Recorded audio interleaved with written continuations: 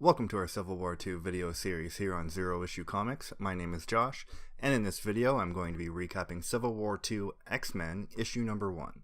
The issue opens up in Dubai. A group of mutants have gathered inside a penthouse suite and begin to discuss the Terrigen Cloud moving towards them. They are an elite group that call themselves the Children of Atom, and they have created a hermetically sealed room to protect themselves against the mist. As the group cheers to their survival, a message plays alerting them that the hermetic seal has been deactivated. Suddenly, the doors burst open and Magneto walks into the room. One of the men yells at him, screaming that the Terrigen Mist will arrive soon, and if those doors aren't closed, they will all die. Magneto tells them that he will close the door when it suits him, and that they have left some names off their elite guest list. As the rest of Magneto's team walks in, they are followed by a group of mutants, telling them that even though these mutants aren't wealthy, they still deserve to be protected from the mist. Magneto closes the door, resealing the room. Seconds later, two of the waiters start to spark and change, exclaiming that the will of the mist shall be served. The two waiters reveal themselves as Prime Sentinels, humans outfitted with cyber technology. As the group tries to fight off the two Sentinels, one starts to head towards a window, and with a blast of his rifle, it blows a hole through the side of the building.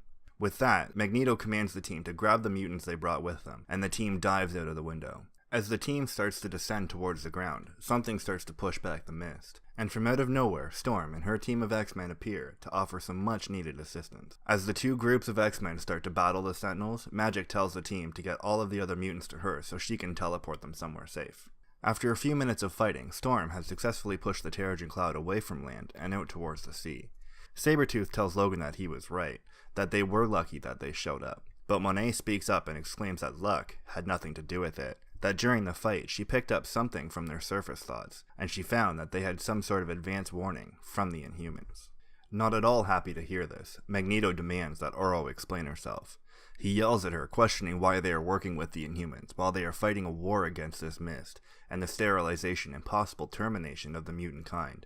And as she starts to explain, Monet interrupts and asks who Ulysses is. With Psylocke collectively reading their minds, she starts to explain to the group that Ulysses is a new Inhuman, one that can see the future, but not only see the future, he can run some sort of probability analysis and essentially profile the future. And he told Storm's team that this was going to happen, and that they were supposed to die today. But they changed that, and essentially, the Inhumans now have the power to change the future. Having enough of this, Jean yells out to Psylocke to stop, to get out of their minds. Oro tries to tell Eric that the Inhumans and X-Men could work together, that they don't have to be at war, but Eric shrugs her off and without saying anything, walks away.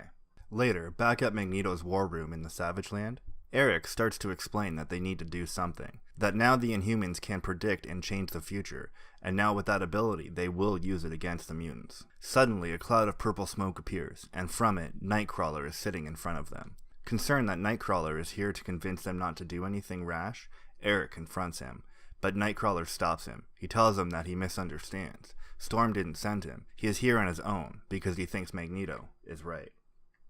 If you want to see more daily Marvel videos, hit that subscribe button, smash that thumbs up, share with your friends, and don't forget you can find me on Twitter at Zero Issue Comics. Thank you so much for watching, and as always, I will see you next time.